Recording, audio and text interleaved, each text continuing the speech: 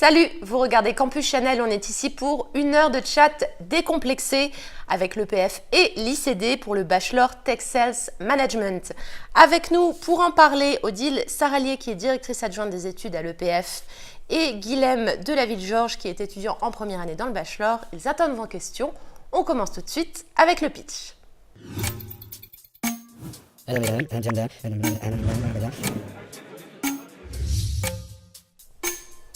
Vous êtes prête? Oui. Vous avez une minute chrono, c'est parti. Alors, le Bachelor Tech Sales Management forme des managers de vente technologique. C'est tout simplement une formation qui a été créée suite à une très forte demande des entreprises sur une double compétence, commerce et technique, qui n'existe pas sur le marché de la formation. Donc l'ICD, École de commerce à Paris, et l'EPF, École d'ingénieurs à Sceaux, Troyes et Montpellier, ont mis en place ce programme commun hybride, 50% commerce, 50% technique. Au-delà de ces compétences techniques et commerciales, l'idée est aussi de développer des compétences comportementales chez nos étudiants à travers 20 mois en entreprise sur les 4 ans de formation et un semestre obligatoire à l'étranger. C'est une formation qui s'adresse aux bacheliers S, STI 2D, ES et L option maths. Et pour résumer, je dirais que c'est une formation qui est destinée à tous ces étudiants, et ils sont nombreux, qui hésitent entre école de commerce et école d'ingénieur. Ceux qui sont scientifiques mais se sentent une fibre commerciale, et tous ceux, à l'inverse, qui préfèrent une école de commerce sans abandonner les sciences. Et c'est fini, on passe au face-à-face. Continuez à nous envoyer vos questions, elles s'affichent ici. Allez la régie, on envoie la première question. Tech Sales Management, ça veut dire quoi en fait? Alors comme l'a dit Odile tout à l'heure, ça veut dire manager en vente technologique, tout simplement. Tout simplement, mais encore, parce que je pense que si la personne pose la question, c'est qu'elle n'a pas bien compris. Oui, en fait, ça veut dire ingénieur commercial, donc allier le commerce et l'ingénierie, donc vendre des produits techniques en fait. Ok. Aujourd'hui, l'idée et la demande des entreprises, le constat est fait qu'à un moment, les ingénieurs sont des personnes qui conçoivent et qui sont très techniques et qui n'ont pas souvent forcément cette compétence ou justement cette fibre de négociation, d'argumentation vers le client parce que peut-être trop axés sur des solutions techniques. Et l'idée, c'est de mettre une formation en place où des postes existent aujourd'hui dans l'entreprise pour justement pouvoir argumenter sans être les concepteurs de ces systèmes complexes qui sont liés à l'ingénierie, mais d'avoir des personnes qui sont compétentes pour argumenter sur des fonctions techniques de système et de les vendre auprès des clients de manière efficace. Donc ça veut dire que le but quand même, le métier qu'on va faire à la sortie, c'est commercial. On va vendre des choses, on ne va pas être ingénieur. Effectivement, tout à fait, c'est exactement ça. Les postes qui sont visés sont des postes qui existent clairement dans l'entreprise aujourd'hui. Ce sont des postes de chargé d'affaires, ce sont des postes de vente sur des systèmes complexes, sur des systèmes techniques. L'idée, c'est pas effectivement de vendre un produit lambda, mais bien de vendre un produit technique. Ce sont des postes de cadre technico-commercial. Et voilà, ces fonctions existent, mais aujourd'hui, les entreprises ont du mal à recruter sur ces compétences-là. Et donc, ça veut dire, Guilhem, qu'on va vendre que de la technologie, que des produits techniques?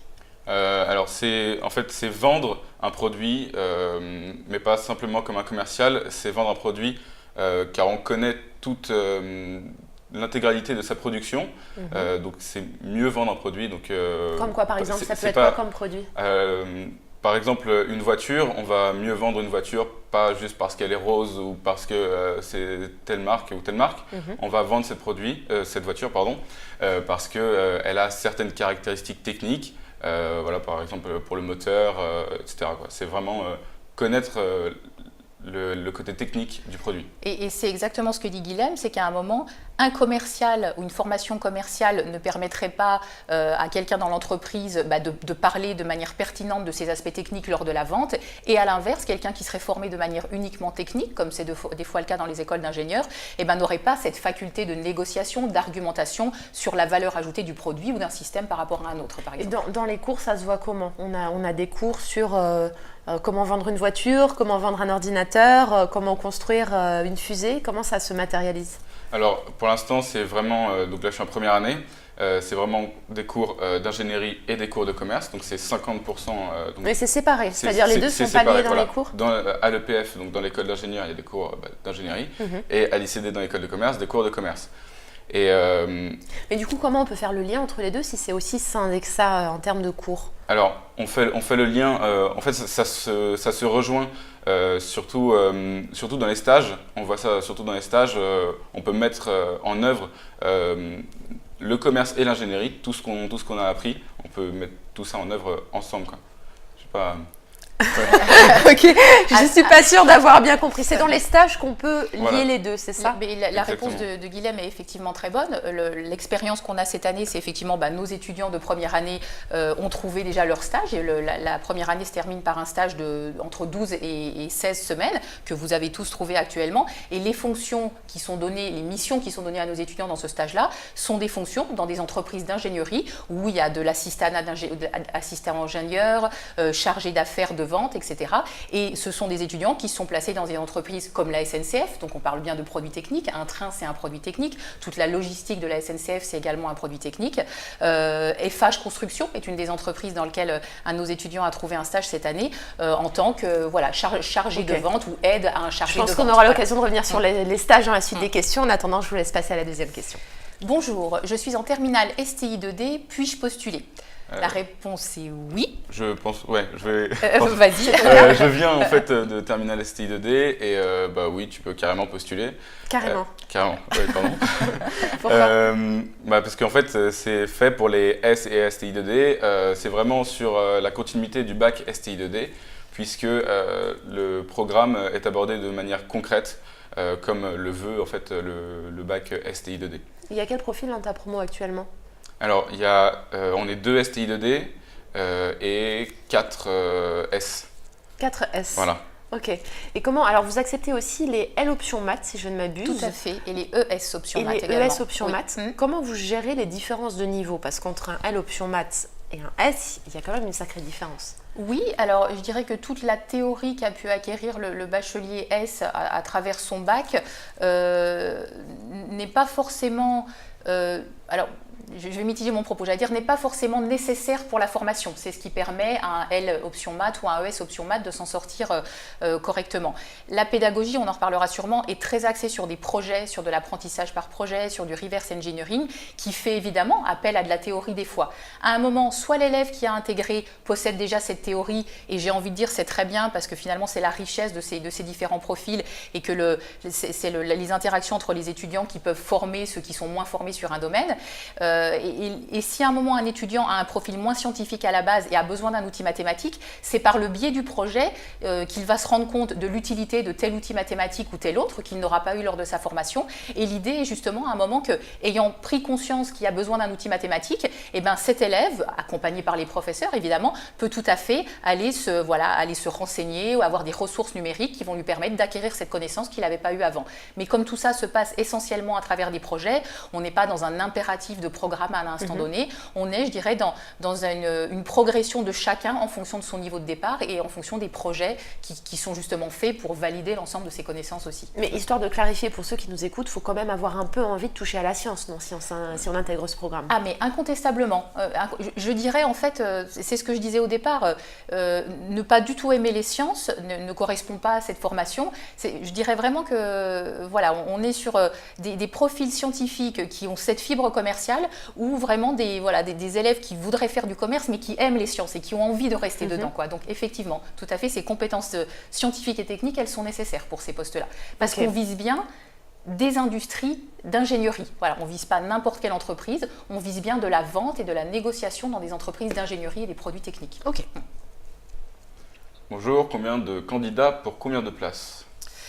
Alors, on est relativement au début de cette formation qui a maintenant 1 an d'existence avec un programme mis en place pour les 3 prochaines années. Guillaume, tu fais partie de la première promo. Exact. Ok. Donc cette année, on a eu une dizaine de candidats. Plus de places étaient ouvertes. Alors, c'est toujours cette situation de début de formation où à un moment, il faut un petit peu convaincre sur les capacités de cette formation. On a dû avoir, je dirais, une centaine de candidats, quelque chose comme ça, avec une promotion d'un peu moins de 10 élèves cette année, qui a généré, ma foi, tout un tas de choses positives, c'est-à-dire une vraie dynamique dans le groupe. Et puis voilà, on a beaucoup été chercher le ressenti de nos étudiants sur cette formation pour justement la construire, l'améliorer si nécessaire. Donc toute cette dynamique de petits groupes de cette année a finalement été très positive pour la suite. Alors juste pour revenir à la question, vous parliez d'une centaine de candidats, c'est ça, pour 10 candidats sélectionnés à la fin? Oui, c'est à peu près ça. Qu'est-ce qui pourrait faire que moi, candidate, je ne sois pas sélectionnée pour intégrer le programme? Alors, il y a des modalités d'admission, tout simplement, qui sont... Alors, c'est un concours, c'est-à-dire qu'il y a de toute manière un nombre de places limité qui est de 30 pour écoutez, je vous laisse prendre la question suivante puisqu'on est en train d'empiéter dessus. D'accord. Il faut passer par le concours à venir pour poser sa candidature? Non, c'est une candidature individuelle, vraiment dédiée à ce bachelor. Il suffit à la rigueur de taper Bachelor Tech Sales Management ICD-EPF. Vous tombez directement sur le lien qui va vous amener à la page de candidature, qui est une page numérique. Et voilà, donc on ne passe pas du tout par le concours à venir. Des épreuves de sélection, des épreuves écrites de sélection de 30 à 40 minutes, une en maths physique, une en logique numérique, une en anglais, ce sont des QCM, et un entretien de motivation d'une demi-heure. Voilà, à l'issue de ces 4 épreuves qui ont des coefficients différents chacune, des notes sont émises. Et voilà, en fonction de ces notes-là, les candidats, en fonction du nombre de places également, sont admis ou non. Donc il n'y a pas d'admissibilité, on passe l'épreuve orale de motivation en même temps que les autres épreuves. Tout à fait, exactement. Il n'y a pas 2 étapes, tout se passe dans la même demi-journée. Est-ce qu'il faut réviser certaines matières en particulier? Comment tu t'étais préparé toi pour ce concours? Alors je m'étais préparé en prenant donc des cours d'anglais, de grammaire surtout, et la logique numérique, c'est une épreuve où il faut aller assez rapidement. Donc je m'étais entraîné avec des annales de Taj-Maj, voilà, anglais, logique numérique du coup. Je m'étais entraîné comme ça, et puis après entretien de motivation, je m'étais bien préparé là-dessus aussi. Comment tu t'étais préparé justement pour l'entretien de motivation? En fait, je suis allé voir quelqu'un qui m'a aidé, qui aide les gens en entreprise à passer des entretiens. Alors pour ceux qui n'ont pas l'occasion d'aller voir quelqu'un comme ça, quel conseil t'a donné que tu as appliqué et qui ont marché apparemment? Alors en fait, il faut juste bien se mettre dans la tête pourquoi on veut faire ce bachelor, pourquoi pas une école d'ingénieur, pourquoi pas une école de commerce, et puis rester qui on est, quoi.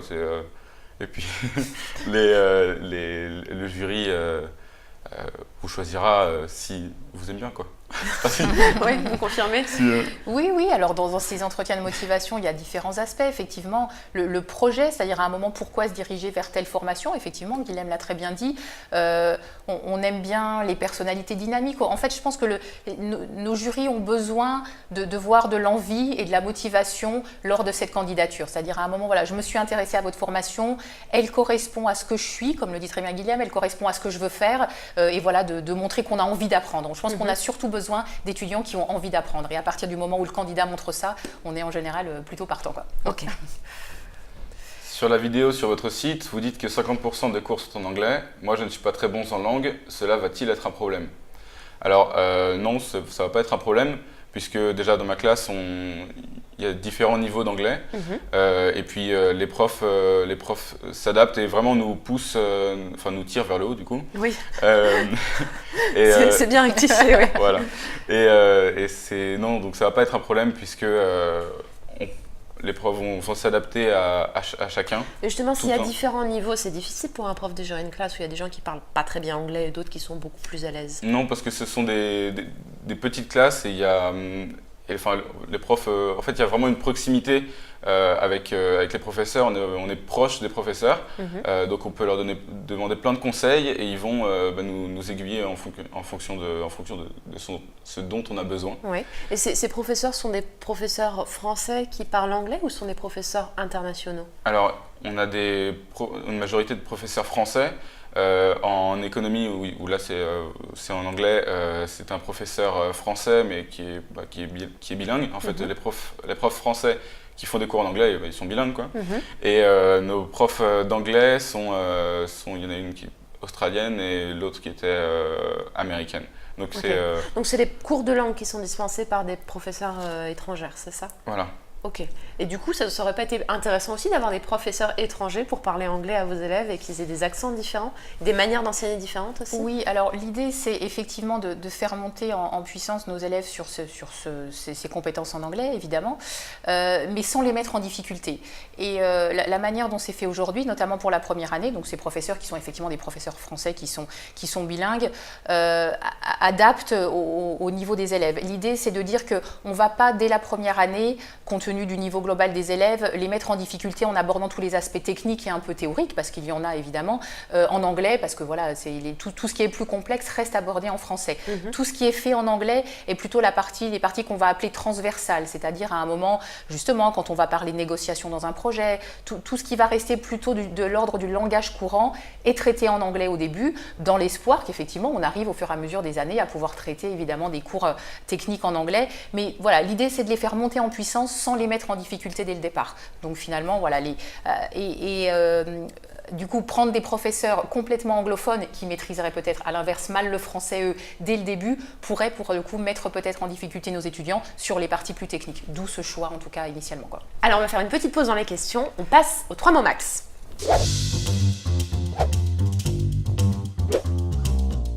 Le 3 mots max, c'est 3 mots maximum pour définir leur école et leur programme, et à chaque mot, un argument. C'est à vous.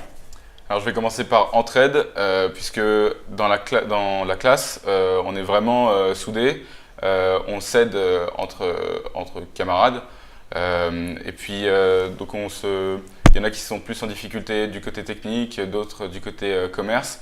Voilà, on a vraiment le temps, on se donne vraiment le temps d'aider les autres, et puis aussi pour la proximité avec les professeurs, comme je l'ai dit tout à l'heure. Ok, donc premier mot entraide, deuxième mot. Vas-y, je te laisse faire le deuxième mot. Deuxième mot, ça va être innovant, tout simplement parce que c'est le premier bachelor, enfin la première formation qui propose ce double cursus ingénierie-commerce. Ok. Et avec une vraie part 50%, 50%. L'idée, Oui. c'est justement de ne pas reproduire des fois un existant qui est une école d'ingénieur qui met un peu de commerce dans sa formation ou une école de commerce qui va mettre quelques cours de maths et de probastat dans sa formation, mais bien de faire du 50-50 avec des compétences associées à chaque école. Donc 50% avec des compétences qui sont celles de l'ICD en commerce et 50% avec des compétences techniques qui sont celles de l'EPF. On n'essaye pas chacun de faire des choses qu'on ne sait pas faire, mais bien d'aller chercher les ressources qui permettent de faire cette vraie hybridation 50-50. Voilà. Et votre troisième et dernier mot, du coup? Je dirais ludique pour moi. Alors moi, je parle en tant que pédagogue. On se rend compte aujourd'hui dans nos métiers qu'il faut trouver des éléments de motivation forts pour mettre les élèves au travail et pour qu'à un moment, ils aient cette envie d'apprendre.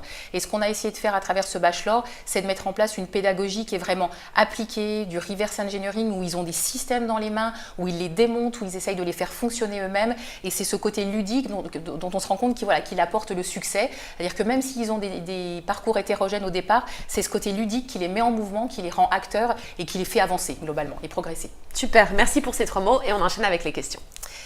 Mon prof de maths m'a dit que l'EPF est une des meilleures écoles d'ingé et que ça pourrait être bien de passer d'abord le bachelor et après de faire le diplôme d'ingé. C'est possible. C'est bien, vous avez des profs qui vous font de la pub. Ben oui, c'est gentil ça.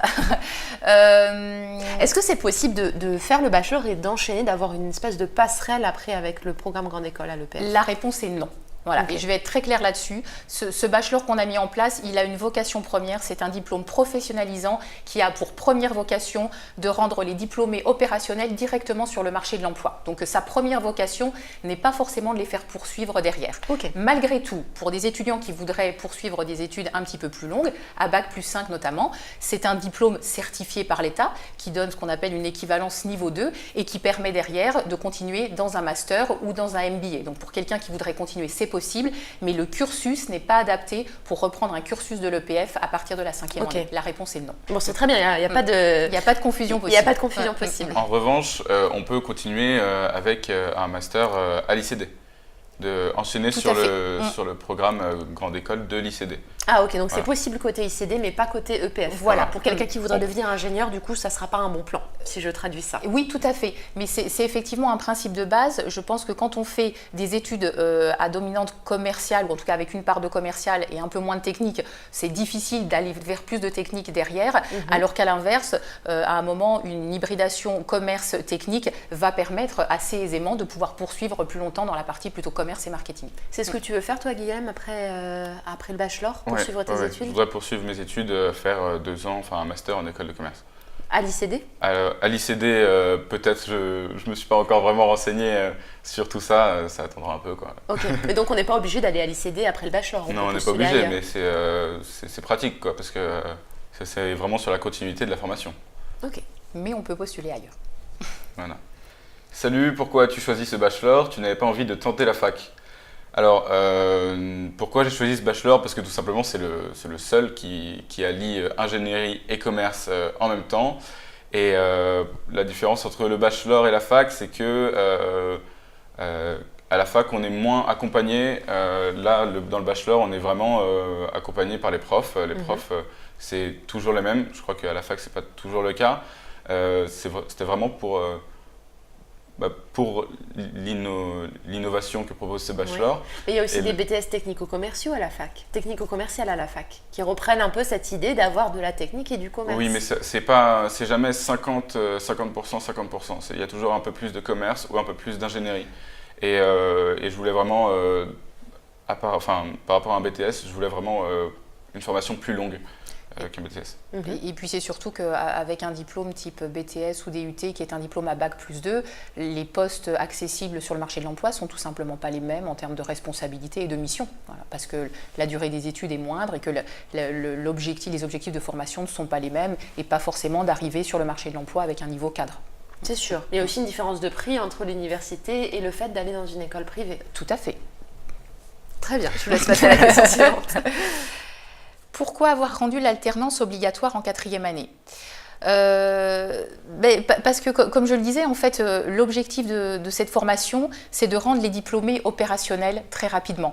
Et qu'à un moment, c'est ce que je disais également dans l'introduction, pour les rendre opérationnels, on n'a encore jamais rien trouvé de mieux que de leur faire passer le plus de temps possible dans l'entreprise avant qu'ils arrivent sur le marché de l'emploi.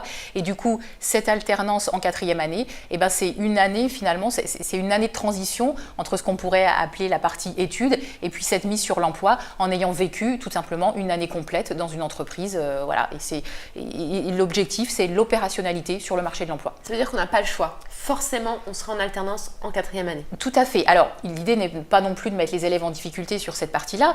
Nous, on le souhaite. On souhaite qu'à un moment, tout soit mis en œuvre par les élèves, par l'école, par les différentes institutions, pour même accompagner les élèves dans cette recherche d'alternance, parce que ça peut être ça la difficulté. Et on le souhaite réellement, voilà, pour donner ce côté professionnalisation. Maintenant, il se peut qu'un étudiant ne trouve pas de contrat professionnel, par exemple, en 4e année, auquel cas, il sera quand même obligé de faire cette 4e année pour être diplômé, mais ceci peut être remplacé par pas un système d'alternance, mais un système de stage ou de projets qui seront prévus pour à un moment proposer des alternatives à un contrat pro qui pourrait éventuellement ne pas être trouvé. Ok. Alors, donc toi, tu es en première année, tu n'as pas encore vécu la 4e année, c'est normal. Ceci dit, quelle aide tu as pu recevoir pour trouver ton stage? Alors, c'est peut-être pas la même recherche non plus quand on cherche un contrat d'1 an, mais ça peut déjà donner une idée. Comment tu as été accompagné dans ta recherche de stage de première année? Alors, à l'EPF, on a parce que là, en fait, le stage de première année, c'est l'EPF qui le prend en charge. Donc, on a un service de stage qui est très souvent, enfin, qui est tous les jours ouvert, on peut toujours s'y rendre. Donc, on peut demander des contacts. Il y a je sais que le service des stages reçoit aussi des offres de stage pour nous. Alors, moi, j'ai trouvé par un piston. Là, ça Bah, c'est arrive, bien, hein, il c'est faut honnête de prendre, le dire, et oui, ça arrive. voilà. Ça arrive. On n'appelle pas ça piston, mais réseau. Oui, voilà. Oui, c'est le mot poli pour Oui, piston. pardon, réseau. Donc voilà, il y a le service des stages qui est très actif. L'EPF a beaucoup de relations avec les entreprises. Un gros réseau. Un gros réseau, c'est ça. C'est ça. Voilà, puis après, voilà pour mon accompagnement. Après, il y a aussi Et pour tes camarades de promo, c'était la même chose. Enfin, on peut compter vraiment sur, voilà, en l'occurrence sur l'EPF pour la recherche de stage. Oui, surtout, je sais surtout dans l'école, dans le programme grande école de l'EPF, je sais que là, on peut vraiment compter sur le service des stages. Ouais. Ok. Pour ce qui est de la recherche d'alternance, est-ce que vous avez des pistes d'entreprises qui se sont déjà montrées intéressées par le fait de prendre en alternance un de vos étudiants du bachelor? Alors, écoutez, encore une fois, le programme étant à sa première année, l'alternance étant dédiée à la 4e année, l'idée, c'est plus aujourd'hui, effectivement, on a évidemment sollicité des entreprises partenaires, que ce soit côté ICD ou côté EPF, dans un premier temps qui était déjà pour dire, en fait, la création de cette formation, elle est issue d'un besoin d'entreprise. Donc, on s'est dirigé vers ces entreprises-là qu'on connaît, avec lesquelles on a des relations privilégiées, pour qu'elles nous expriment le besoin. C'est-à-dire, le besoin existe-t-il sur un diplôme de ce type-là, avec cette double compétence? Et du coup, à un moment, est-ce que vous serez intéressé, si on met cette formation en place, par proposer des stages à nos étudiants, éventuellement de l'alternance. Donc effectivement, cette formation, elle a été créée et formée de cette façon-là aussi, effectivement, parce que les entreprises nous disent oui, on est intéressé et on est capable, au même titre que vos formations d'ingénieurs ou autres masters à l'ICD, de proposer des stages à ces étudiants-là, comme on peut en proposer à vos autres formations. Et donc ces entreprises-là, est-ce que vous pouvez nous en citer quelques-unes? Tout à l'heure, vous parliez de la SNCF, j'imagine qu'il y en a d'autres. Oui, alors effectivement, elles sont multiples. Ce qui est peut-être important de dire, c'est qu'elles touchent à beaucoup de domaines d'activité. Ça peut être des entreprises de construction. Alors, je pense à Bouygues, je pense à FH, qui sont deux entreprises partenaires. Je pense à Veolia pour l'énergie, je pense à EDF pour l'énergie, je pense à Engie. Voilà, sur des choses peut-être un petit peu plus originales, à toutes les entreprises du luxe. Dior, par exemple, est une entreprise partenaire de l'EPF. Je parle pour les jeunes filles, ça les intéressera peut-être un peu. C'est pas très technologique, non, Dior? Il y a beaucoup de logistique chez Dior, donc susceptible d'intéresser tout élève, d'ailleurs jeune fille comme garçon. Qu'est-ce que je peux vous citer encore? Tout le domaine de la finance, des banques qui sont aussi des entreprises partenaires. Qu'est-ce que j'ai oublié comme domaine? Je vous laisse passer à la question suivante, puisqu'on est toujours dans le domaine de l'entreprise. Guilhem? Pour travailler dans le secteur automobile, cette formation serait-elle adaptée? Je pense que oui, complètement. Puisque, comme l'a dit Odile tout à l'heure, le milieu automobile, en fait, un ingénieur commercial vend un produit technique, et là, le secteur de l'automobile, en fait, c'est un secteur dans l'ingénierie, dans le technique, et donc pour un ingénieur commercial qui sort de notre bachelor, c'est tout à fait adapté. Il y a d'ailleurs un de mes camarades qui veut, lui, travailler dans le milieu de l'automobile. Ok. Vous citiez les entreprises partenaires, est-ce que vous en avez aussi dans le secteur de l'automobile? C'est pas obligé de me dire oui, c'est une vraie question. Tout à fait, il faut que j'y pense. Écoutez, il y a Forestia, je crois qu'on a Forestia parmi nos entreprises partenaires qui est un équipementier automobile. Je connais moins celle de l'ICD, ça pourrait être intéressant peut-être de reposer la question à Olivier. Oui, parce qu'en deuxième partie du live, on aura l'ICD à la place d'Odile. Donc si vous avez des questions sur l'ICD, vous les gardez pour la deuxième partie. Merci. Et je sais aussi, pour avoir assisté à des soutenances, qu'on a des élèves qui réalisent leur stage chez PSA, par exemple. Je pense à PSA parce que typiquement, j'ai assisté à des soutenances de stage élèves ingénieurs cette fois. Ok. Pour la partie technique, a-t-on accès à un Fab Lab ou à du matériel spécifique? Peut-on faire de la mise en pratique? Alors oui, on a des labos à l'EPF, donc pas à l'ICD, vous vous en doutez. À l'EPF, on est très équipé, il y a beaucoup de laboratoires. Donc à Sceaux, il y a trois campus déjà, et sur 2 campus, sur les 3 campus, pardon, il y a des laboratoires. Donc oui, ça fait beaucoup de labos pour faire de la mise en pratique. Qu'est-ce qu'on y fait dans ces labos? Tu peux me donner un exemple? Alors dans ces labos, on fait, je vais donner un exemple d'un de nos projets de cette année. Par exemple, dans ces labos, on a fabriqué un robot aspirateur. Donc, non mais c'est très bien les robots aspirateurs, c'est très pratique. Donc il y a toute la partie qui se passe dans les laboratoires pour fabriquer le robot aspirateur, et ensuite il y aller dans les salles informatiques, etc. Pour toute la partie programmation. Ok. Tout à l'heure, vous parliez aussi de côté ludique où on bidouillait des petites machines. Vous pouvez nous donner un exemple d'un truc un peu rigolo qui... Oui, alors tout ça se passe à travers les projets. Pour compléter un peu la question du Fab Lab et autres, l'objectif de cette formation, c'est de donner aux élèves aussi une formation sur les démarches de conception dans l'entreprise, quel que soit le système.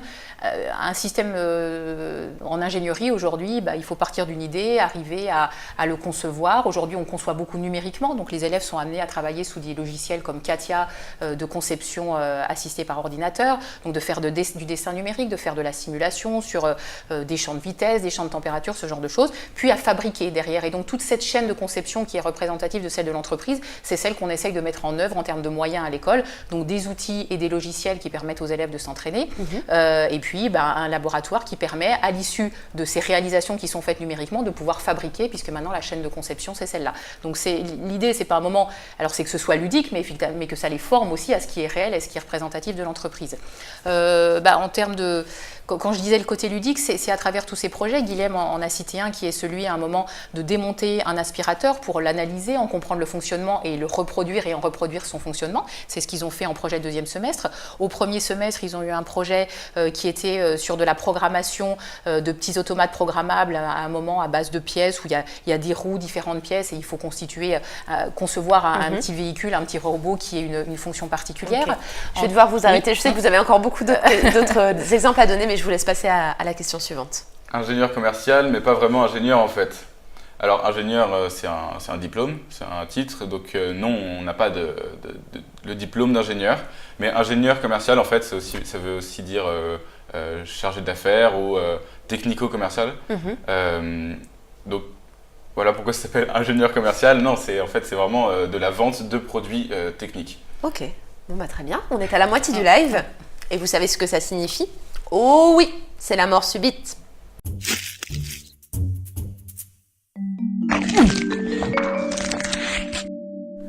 Vont-ils tirer le meilleur ou le pire? Réponse tout de suite. Allez, Guilhem, la main innocente. Pas innocente, je ne sais pas, mais la main en tout cas. Le meilleur souvenir. Oh, ça va, t'es chanceux. Ouais. Alors mon meilleur souvenir, c'était il y a pas longtemps, c'était à la fin, durant la semaine de partiel en fait, on devait rendre donc notre projet robot aspirateur. Et, tu l'aimes bien ton robot aspirateur? Non mais oui, parce qu'on a passé beaucoup de temps dessus. Oui. Et en fait, donc mon meilleur souvenir, c'était quand on a enfin réussi à le faire fonctionner et qu'il fonctionnait comme il devait fonctionner avec mes deux camarades. Ça, c'était vraiment sympa, quoi. Et donc, c'est vous qui l'avez vraiment construit du début à la fin? Ouais. Sans aide? Non, c'est au début, donc on a des cours pour nous initier à la programmation. Et puis ensuite, on se débrouille, quoi. Mais bon, après, c'est sûr que si on a des questions, les profs sont là pour nous aider. Hein. Oui. Mais ça marche bien? Vous avez fait des tests avec des miettes de pain, des choses comme ça? Ouais, alors... Il aspire? Oui, en fait... Bon, on va rentrer dans les détails, mais c'est un robot aspirateur qui n'aspire pas, en fait, parce que c'est bien, ils sont bien, vous étiez là. Parce que la fonction aspirer, c'est la fonction la plus simple à programmer. Okay. La partie vraiment compliquée, c'est le déplacement du robot, pour qu'il se dépasse avec tous ses capteurs. D'accord. Voilà. Donc c'est un robot aspirateur qui se déplace, mais qui aspire pas. C'est bien. Ouais. Et votre meilleur souvenir à vous, Odile? J'aurais pu citer le même que Guilhem pour avoir assisté à ses soutenances, mais je vais en citer un autre. Parmi la promotion de cette année, il y a un étudiant qui s'appelle Nicolas, qui est un étudiant qui a fait une première année en cycle ingénieur à l'EPF et qui justement n'a pas trouvé son équilibre dans cette formation, qui s'est réorienté donc, dans cette première année de bachelor et que j'ai vu en fin d'année là complètement épanoui et surtout présenter une très bonne soutenance et un très bon projet technique. Donc voilà, ce sera mon plus beau souvenir, c'est de me dire que voilà, cette formation, elle permet certainement d'épanouir tout un tas d'étudiants qui ne trouvent pas forcément leur place dans les cursus plus classiques. Sur ces belles paroles, vous allez laisser votre place à votre collègue de l'ICD. En tout cas, merci beaucoup d'avoir été avec nous, Odile. Et Guilhem, je te laisse passer à la question suivante. Salut, au niveau de l'ambiance dans la promo, c'est comment? Alors c'est top, puisque on a vraiment une cohésion de groupe, on s'entend tous super bien. Alors, ce qu'il faut se dire aussi niveau ambiance, c'est que certes, donc il n'y a que notre classe dans le bachelor, mais on appartient à deux écoles. On est vraiment, on n'est pas un étudiant de l'EPF ou un étudiant de l'ICD, on est dans les deux écoles. Du coup, niveau ambiance, niveau asso, ça fait 2 fois plus d'asso. Donc il y a 2 BDE, 2 bureaux des élèves. Donc, c'est pas mal ça. Ouais, il y a vraiment moyen de s'amuser. Et puis en plus, l'ICD est dans le groupe IGS avec plusieurs écoles, donc ça fait encore plus d'ambiance, voilà, il y a des événements très sympathiques. Mais tu te sens vraiment bien intégré dans chacune des deux écoles, puisque vous y passez la moitié du temps, vous n'êtes pas à 100% à l'ICD, pas 100% à l'EPF, Pas un peu délicat du coup pour s'intégrer vraiment au reste des étudiants? Alors, ça peut être délicat, mais en fait, ça se fait. Enfin, je me suis posé la question en arrivant, mais en fait, ça se fait tout seul. Alors, moi, je suis plus intégré dans la partie ICD, mais il y en a d'autres qui sont plus intégrés dans la partie EPF, mais ça ne m'empêche pas de connaître des gens à l'EPF. Voilà, en fait, c'est comme on le sent, quoi. On va pas se forcer. Voilà. Ok. Alors, nous a rejoint donc Olivier Lenoir. Bonjour. Bonjour. Alors, vous êtes responsable du bachelor côté ICD, du coup. Tout à fait. Je vous remercie d'être là. Merci et je vous à laisse vous. tout de suite passer à la première question. Quel cours a-t-on en première année? Est-il possible de se spécialiser à un moment donné? Alors, les cours de première année partie ICD, c'est tout ce qui est fondamentaux du marketing, tout ce qui est fondamentaux du management. Ils apprennent à connaître l'entreprise, son environnement, que ce soit son environnement interne et son environnement externe. Est-il possible de se spécialiser à un moment donné? Ça se fait en troisième année. On peut choisir une On spécialisation? peut plutôt industrielle, soit une spécialisation plutôt numérique. Ok. Voilà. Et cette spécialisation se fait aussi moitié à l'ICD et moitié à l'EPF? Tout à Ou est-ce fait. qu'il y a des spécialisations plus Elle, liées à l'une ou l'autre elle école? commence en stage pour connaître l'entreprise et elle se poursuit après par des cours en troisième année en spécialisation. Alors là, on a parlé des cours à l'ICD. En première année, on a quel cours côté EPF? Alors, on a d'abord l'approche expérimentale qui est notre plus grosse matière, donc une matière où on a des projets. Donc, c'est que des projets, donc on vous les a cités tout à l'heure. On a aussi ingénierie système. Donc, ingénierie système, c'est comprendre tout le fonctionnement d'un produit, comment on conçoit un produit en fait et comment on va présenter un projet pour la conception de produits. On a Les cours de langue? les cours de langue, c'est C'est à l'ICD. Ouais. J'oublie aussi des cours de ce qu'on appelle les soft skills, c'est-à-dire comportemental. Ouais. Comment vous leur enseignez ça justement en première année quand ils sont tout frais à 18-19 ans? Vous avez fait quoi, justement? Et ce cours-là, en fait, c'est très intéressant pour revenir sur les stages, parce qu'il nous aide vraiment à faire une lettre de motivation, à savoir se présenter, la relation avec les entreprises, etc. Donc, en fait, on nous enseigne ça sous forme de TP, enfin pas de TP, mais en fait, c'est des mises en situation souvent. Ok. Et donc, des mises en situation ou bien des projets écrits qu'on doit rendre. Donc, on est noté dessus, mais la prof est vraiment là pour nous aider. Et son image numérique aussi, qui est très importante. Oui. maintenant. Sur l'image numérique, Ouais, pas ouais. laisser traîner ses photos sur Facebook, c'est ça? Par exemple. Par et puis, exemple. Très bien, je vous laisse passer à la deuxième question. Quelle aide apportez-vous à vos étudiants lors de la recherche du contrat d'alternance? Alors on a parlé côté EPF tout à l'heure. Pour vous, qu'est-ce qui est prévu? Qu'est-ce que vous imaginez pour la quatrième année? Alors nous, on a déjà beaucoup d'offres d'alternance, parce qu'on fait partie du groupe UGS. Le groupe UGS a beaucoup d'entreprises partenaires, à peu près 20 000 entreprises partenaires. On fait partie du groupe UGS qui forme à la base directeurs de ressources humaines. Donc on reçoit des offres d'alternance et on a un service de placement pour ces alternants. Ça, c'est en ce qui concerne vos autres programmes. Pour le bachelor, ils iront C'est accès déjà, de la c'est même déjà manière? prévu, bien sûr. C'est prévu? C'est déjà prévu. Quel type d'entreprises prennent des étudiants de chez vous en alternance? Vous pouvez nous en citer quelques-unes? On en a beaucoup. Alors, on part, nous, à l'ICD, d'une école de commerce. Donc, on a beaucoup de. C'est pour ça, peut-être les citer, c'est pas automatiquement intéressant par rapport au Bachelor Tech Sales Management. Mais on parlait d'automobile, j'ai entendu tout à l'heure. On a quelques constructeurs automobiles avec qui on travaille, Volkswagen par exemple. On travaille avec eux. Sur les grandes entreprises, on a plutôt Veolia, pareil, sur l'EPF aussi. Mais donc oui, quand vous dites c'est pas forcément intéressant pour ce bachelor, c'est-à-dire que ce bachelor, concrètement, on n'ira pas travailler dans une entreprise qui n'est pas technologique. C'est ça que vous dites? C'est ça. La grande distribution, ça paraît compliqué.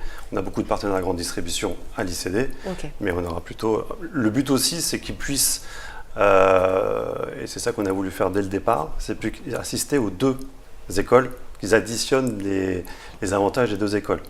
Les recherches de stage ou d'alternance à l'EPF et les recherches de stage et d'alternance aussi à l'ICD. Donc ils ont accès aux deux écoles pour les aider. Tu as une petite idée de l'entreprise que tu aimerais intégrer pour ton alternance en quatrième année? Non, je n'ai pas encore vraiment d'idée, mais je sais que moi je voudrais me spécialiser, faire mon alternance dans le milieu du développement durable des nouvelles énergies. Ok. Voilà. Après, j'ai pas vraiment d'idée précise sur l'entreprise. Voilà. Ok. Quand on parle d'alternance, on parle de contrat pro ou on parle de contrat d'apprentissage? Ça sera en contrat pro, mais il y a la possibilité de faire un stage alterné. Donc ça, c'est pour ceux qui ne trouveraient pas de contrat Exactement. Il y a quand même une possibilité de faire un stage de 6 mois pendant la dernière année. C'est quoi les avantages du contrat pro par rapport au stage?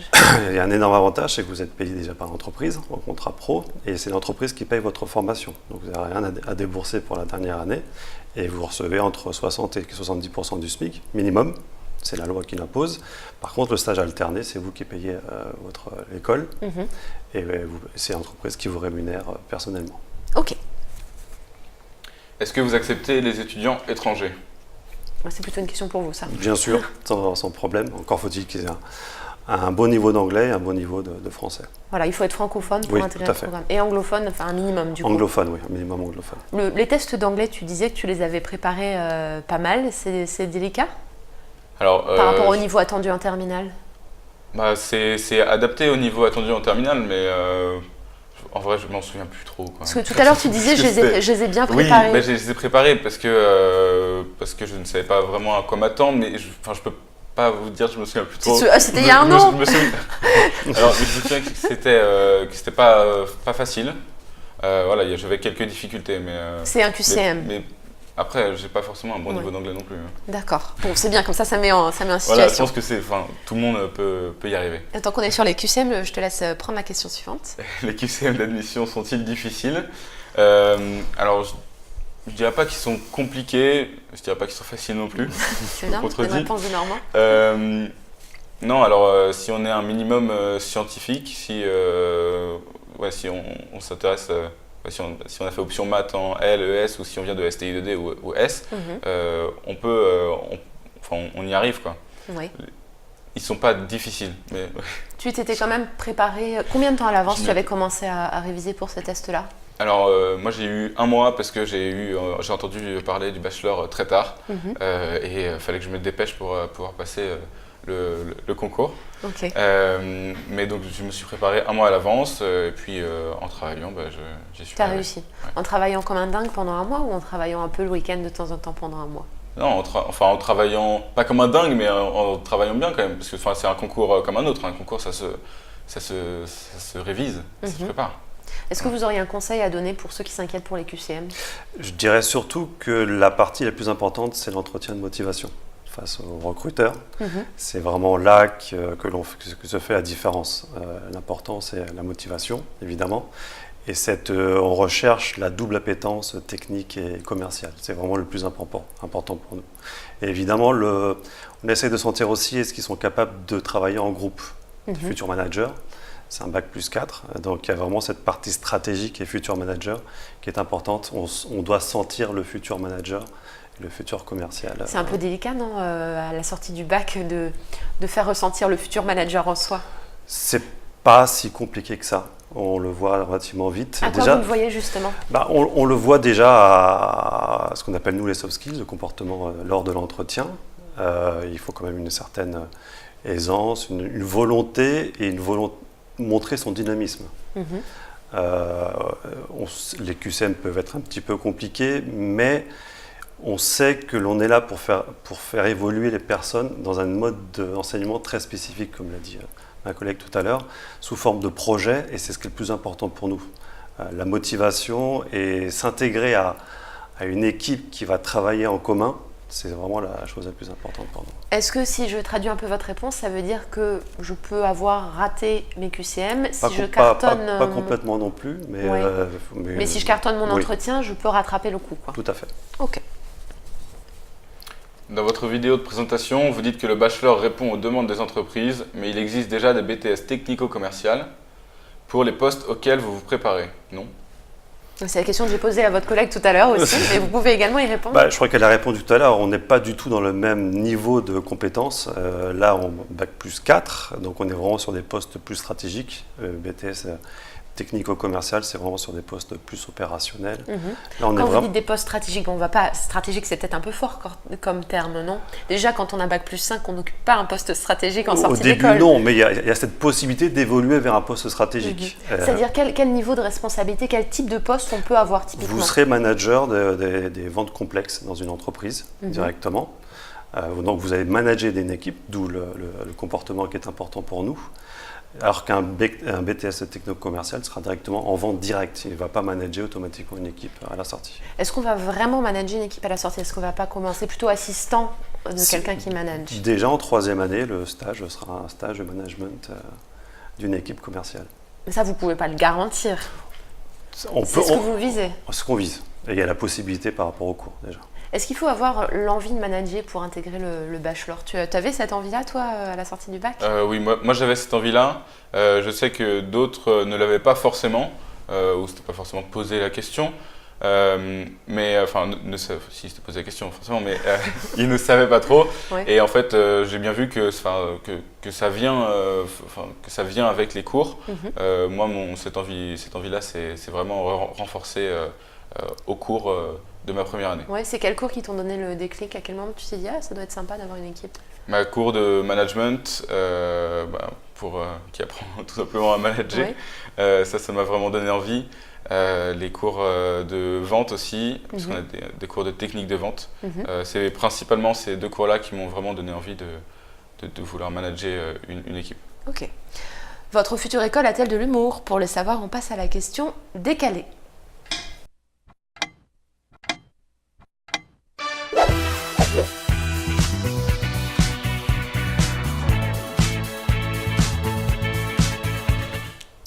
Ça tombe très bien que tu parles de technique de vente. Je te laisse lire la question décalée. Combien parviendrez-vous à nous vendre le cactus qui est sur la table? Combien? Cactus. Combien ou comment? Parce que du coup... Bah combien et comment? Bah combien tu me vends ce cactus là? Et pourquoi? Alors, il y a une technique qui est très connue, qui est la technique du stylo bille dans le loup de Wall Street. Alors pour ceux qui n'ont pas vu le film, explique-nous. Ce qu'il faut, c'est créer le besoin du cactus. Donc par exemple, créer le besoin du produit. Donc, Oui. par exemple, si j'enlève le cactus Je de me dis, votre la table, merde, il n'y a pas de cactus. non mais votre table est un peu vide. C'est vrai. Votre décor est bof. Voilà. Ah bah Et merci donc, pour notre décor. Mais non, parce qu'il y Ah a là, pas tu as vexé le client. Parce qu'il n'y a pas le cactus. Et donc, si je vous dis, vous n'aurez pas besoin d'un cactus sur votre table? Mais si, ben maintenant, là, voilà. j'ai bien besoin d'un cactus. Ah, mais je ne l'ai pas acheté. Mais si, Tu vous me l'avez l'as acheté donné parce gratuit. Mais non, parce que vous en avez besoin. D'accord. C'est un geste commercial. Ok. Et vous vendriez à combien le cactus, par curiosité? Parce que nous, on a fait des paris sur le prix du cactus. Alors, ça dépend de la motivation du client. Si on arrive vraiment à créer le besoin, alors là, le client sera prêt à débourser beaucoup d'argent. Okay. Et comme vous en avez vraiment besoin, sur 50 €. 150 €? Négociable. Ah oui, je n'achète pas le cactus là, je crois. L'avantage de ce bachelor, justement, c'est que vous êtes capable de transformer ce cactus comme vous voulez, en fait. Il va pouvoir le penser et le redesigner à votre image. Ok, concevoir le cactus. Exactement. Non, c'est comme le robot aspirateur qui n'aspire pas. Exact. Très bien. Je vous laisse passer à la question suivante. Bonjour, les frais pour les échanges à l'international sont-ils bien inclus dans les 7 500 € par an de frais de scolarité? Ça dépend de l'université. En fait, Ok. ça dépend de l'université. Certaines universités sont des universités partenaires, donc il n'y a pas de frais supplémentaires. Après, certaines, et surtout par exemple les universités anglaises, demandent un peu plus. Ok, alors les universités dans lesquelles il n'y a pas de frais, est-ce que vous pourriez nous en citer quelques-unes? Alors, de mémoire, on a la FASU, qui est une université allemande. Ok. On a beaucoup aussi une à Séoul, Une à Séoul, par ok. exemple. En Corée. En Corée. On en a aussi à Monterrey, la fac de Monterrey au Mexique. Au Mexique, d'accord. Voilà, c'est les Donc on trois a plus grands. si on ne souhaite pas débourser de frais de scolarité en Tout à plus, fait. on a ces 3 options-là. Tout à fait. Pour ces échanges, à quel moment ça se passe? Est-ce que c'est obligatoire? Oui, c'est obligatoire. C'est l'année prochaine pour Guilhem. C'est en deuxième année de second semestre de deuxième année. Et donc tout le monde part, Tout le monde part. même si on n'a pas un bon niveau d'anglais? Même si on n'a pas de niveau d'anglais, parce qu'il y a aussi des facs avec des cours en espagnol ou des cours en français. Au Québec, par exemple. Ok. Est-ce que tu sais où tu vas partir déjà en deuxième année? Alors non, je ne sais pas encore. Je verrai bien. Je ne sais pas encore ça va se passer là dans le mois prochain. Ouais, ok. Et du coup, il y a une sélection. Si tout le monde veut partir au même endroit, comment vous faites? Comment ça se passe en fait? Alors, ils vont passer bientôt le TOEFL pour leur niveau d'anglais. Et c'est par rapport aussi... Alors, on envoie ces universités partenaires, donc il y a une image à donner évidemment à nos partenaires. Donc, on sélectionne sous forme de dossier les différents départs à l'étranger. Mais tout le monde est sûr de partir, Tout le monde est sûr de partir. Ok. Avec ce programme, est-on inscrit dans les 2 réseaux des diplômés des 2 écoles? Alors là, Dans les réseaux. Dans les réseaux des diplômés des deux écoles. Oui, tout à fait, oui. Tout à fait. Parce qu'on est vraiment un étudiant en fait, Tout à fait. des deux écoles. On n'est pas un étudiant de l'ICD qui fait des cours à l'EPF ou inversement. On est un étudiant qui fait des cours en fait, dans les deux écoles, qui appartient aux deux écoles. Vous avez 2 cartes d'étudiants, Voilà, vous avez une carte de cartes l'ICD d'étudiants. et une carte de l'EPF. Et donc sur le diplôme, on peut être diplômé des deux écoles, les noms des deux écoles sont présents sur le diplôme à la fin. Oui. Ah oui. Tout à fait. En termes de réseau, comment tu peux le voir? Alors tu disais, toi, tu étais plus intégré côté ICD. Ouais. Est-ce que tu as déjà pu essayer de bénéficier un peu du réseau? Est-ce que tu as pu tisser les liens avec les autres étudiants, avec certains diplômés aussi, pas du même programme? Avec d'autres étudiants Qui ne seraient pas du même programme, qui ne seraient pas dans le bachelor justement. Ah oui, complètement. Là, l'année prochaine, je suis au BDE de l'ICD, et l'ICD en fait regroupe donc le parcours grande école, le bachelor Tech Sales Management, un bachelor événementiel et un bachelor Business Development. Donc on a vraiment l'occasion de tisser des liens avec des gens de partout. Et puis le groupe IGS, avec plusieurs écoles, on est sur le même campus que d'autres écoles du groupe IGS. Donc on a, au cours des événements, on a des événements organisés par les différents BDE, on a vraiment l'occasion de tisser des liens avec d'autres personnes du bachelor. Tu peux nous donner, qui ne sont pas dans le bachelor, tu peux nous donner un exemple d'événement justement qui rassemble tous les étudiants? Il y a la journée au parc Astérix, la journée de rentrée. La première. C'est sympa, le parc Astérix. Non, c'est vrai, c'est lorsqu'on arrive dans les premières semaines. On va au parc Astérix, tout le groupe IGS, donc toutes les écoles. Et là, vraiment, on a l'occasion de rencontrer tout le monde. Et il y a la présentation des différentes écoles. Toutes les premières années partent ensemble de toute l'école IGS. De toute l'école. Voilà. Ok. Et côté EPF, est-ce qu'il y a des événements qui sont organisés comme ça aussi? Côté EPF, en fait, l'EPF a moins l'habitude d'avoir plusieurs programmes, parce que l'ICD, ça fait déjà un bon bout de temps qu'il y a plusieurs bachelors. L'EPF, du coup, c'est la première année où on était là, donc, et puis c'est plus petit, donc en fait, on est tout simplement intégré à l'EPF, c'est comme si on était dans l'EPF. Donc, par exemple, on est dans le groupe Facebook du BDE de l'EPF, et donc on est invité à tous les événements de l'EPF. Ok. Voilà, on n'est pas différencié. Ok. Alors, comment enseignez-vous les techniques de négociation? Alors, sur les 4 ans, il y a une évolution de la technique de vente que Guilhem a eue en première année jusqu'à la négociation complexe en 3e année. Et la dernière année, c'est vraiment la mise en application dans l'entreprise en alternance. Donc, il y a une évolution avec les techniques de vente, avec une... L'alternance, c'est en 4e année? C'est en 4e année. En 4e année. C'est en 4e année. Et donc, il y a vraiment la technique de vente pour les fondamentaux de la négociation. Et on monte en puissance sur le comportement au niveau de la négociation. Et l'année prochaine, ils auront un cours de négociation complexe. Et comment vous enseignez ça concrètement? Vous leur donnez un livre avec comment on négocie? Comment ça se passe? En technique de vente, ils ont eu un challenge à relever. Peut-être qu'on peut en parler. Oui, en fait, le cours de technique de vente, c'est un professeur qui lui, a monté sa boîte et en fait, son boulot, c'est de vendre, à la base. Et en fait, ces cours, il y a très très peu de cours écrits. En fait, on prend des notes et c'est des mises en situation. Donc, il va nous dire, il va nous expliquer en fait comment fonctionne la vente, donc par les différentes étapes. Et puis ensuite, on va mettre ces différentes étapes en œuvre pour les assimiler. Enfin, c'est une manière différente de faire un cours pour vraiment voir comment ça se passe et pour créer une vraie situation de vente. Avec beaucoup de mises en situation, évidemment, sur les 4 ans. Et sur les techniques de négociation, je crois que la question portait là-dessus, donc ça arrive un peu plus tard. Qu'est-ce que vous avez prévu justement pour leur permettre de... Parce que la négociation, ça ne s'apprend pas en théorie, ça s'apprend en pratique. Comment vous allez faire ça? Leur grand challenge sera déjà dès la 3e année. Ils participeront par exemple à un grand concours de négociation qui s'appelle les Négociales, en 3e année, qui regroupe 150 élèves sur l'ICD, parce que c'est l'ICD qui l'organise sur Paris. Et ensuite, ils seront peut-être sélectionnés pour aller au niveau national, où il y a les 3000 meilleurs négociateurs dans les écoles de commerce en France. Et ils seront peut-être dans les 8 premiers de la négociation. Et ce sont à chaque fois 10 minutes de mise en place, de simulation de négociation avec un jury de 4 personnes qui est mise en face à un acheteur qui les teste pendant 10 minutes, par exemple. Pourriez-vous me parler des profs? S'agit-il d'enseignants-chercheurs? Il y a les deux. Il y a essentiellement des professionnels.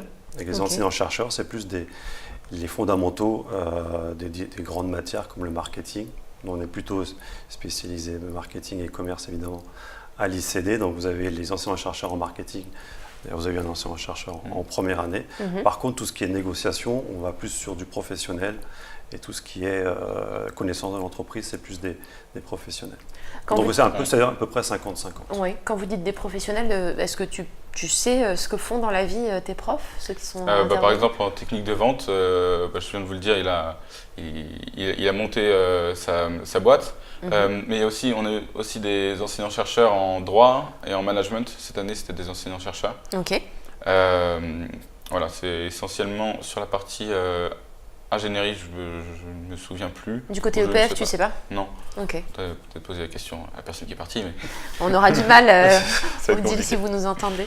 Mais pour en revenir à la question, qu'est-ce que ça te change, toi, que le cours soit donné par un enseignant-chercheur ou par un intervenant professionnel? Est-ce que tu sens une différence? Alors, en droit, ça m'a vraiment marqué puisque notre enseignant, donc enseignant-chercheur, il avait vraiment une approche différente du cours de droit, puisque en fait, il faisait une étude, c'était plus sur le droit sportif, et donc du coup, il nous mettait pas mal d'exemples en tête, puisque le droit c'est quand même vachement théorique, et il y avait plein d'exemples pour qu'on comprenne mieux le cours. Ok. Et puis on voit que le prof, il a quand même un sacré... qu'il est un sacré bagage. Voilà, c'est un sacré bagage. Voilà. Ok. Bonjour, j'ai fait une première année de médecine et je souhaite me réorienter. Cet échec à passer en deuxième année pourrait-il être retenu contre moi pour l'admission au bachelor? Pas du tout. Alors après, ça serait... l'admission en quelle année? Mais sur la première année, évidemment, il n'y a aucun souci pour Parce qu'il y a des possibilités d'intégrer en deuxième année. Ce qu'on appelle l'intégration parallèle. En deuxième année, par exemple, ceux qui ont fait une année de prépa pour une école d'ingénieur peuvent très bien passer directement en deuxième année avec une remise à niveau sur la partie commerce et marketing et peuvent très bien intégrer la deuxième année et rejoindre la classe de Guilhem. Comment ça fonctionne pour ceux qui veulent intégrer en deuxième année? Quel est le processus? Même principe, un concours interne. Ils se présentent sur le site internet, concours interne. À peu près les mêmes tests et directement intégration en deuxième année avec un entretien de motivation. Est-ce que les tests sont exactement les mêmes? Non, on évolue un petit peu plus sur l'anglais et sur la culture scientifique. Et en termes de places, quel nombre de places vous ouvrez pour l'admission en deuxième année par rapport à l'admission en première année? On va ouvrir 10 places sur la deuxième année. Ok. Pour ce qui est de l'exemple de cette personne-là, vous dites que ce n'est pas du tout un problème, c'est-à-dire on peut avoir eu un échec, une réorientation. Qu'est-ce qu'on doit faire? On vous le dit, Franco, lors de l'entretien, comment ça se passe? Oui, si on montre toujours la motivation de se réorienter vers c'est toujours cette appétence technique et cette appétence commerciale. Ok. Ah bah écoutez, on est à la fin du live et donc je vais vous laisser un petit plaisir avant la fin, c'est la chouchoute.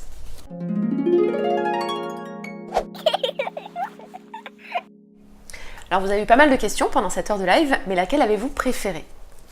Il y en avait une sur l'ambiance. Ouais. Il y en avait une sur l'ambiance. Alors, moi, c'est ça qui m'a retenu parce que j'étais très proche d'eux sur cette année et j'ai trouvé ce qui était impressionnant dans cette promo, c'était l'ambiance. C'était la solidarité. Vous parliez aussi de solidarité tout à l'heure. Et c'est surtout, moi, ce que je retiens, c'est l'ambiance pour une raison, c'est qu'à chaque fois que je fais passer des entretiens pour ce bachelor, c'est les yeux qui pétillent. Enfin, j'ai trouvé une formation qui me correspond. Je voulais pas être ingénieur, je voulais pas être parfaitement commercial. Enfin, une formation qui rallie les deux. Et c'est vraiment du coup, ça crée une ambiance très particulière dans la classe parce qu'ils sont heureux de se retrouver parce qu'ils ont trouvé enfin ce qu'ils cherchaient depuis longtemps, je pense. Ouais. Guilhem, ta question préférée à toi? En fait, je pense que c'est la même, puisque c'est... alors, les cours, les cours c'est bien, mais si l'ambiance ça fonctionne pas, je pense que les cours c'est moins bien. Et non mais donc l'ambiance que ce soit entre nous et que ce soit avec les profs sont vraiment là pour nous accompagner. On est proche d'eux, voilà, on a cette chance là. L'ambiance donc dans la classe, mais aussi sur les campus avec les autres formations, les différentes associations, les BDE. Les bronchiosaures, mais pardon? Non, les bronchiosaures. En fait, c'est dans mon BDE. Donc voilà, en fait, il y a les... D'accord, parce que si tu dis ça dans une conversation, oui, les gens vont non, tiquer. excuse-moi. Voilà. Ok, donc les BDE, les bronchiosaures. Et donc voilà, les différentes associations, c'est vraiment quelque chose de très important et qui nous soude tous. Super. Voilà. Et merci beaucoup à tous les deux d'avoir été avec nous. Merci à vous. Et merci à vous de nous avoir suivis. À plus.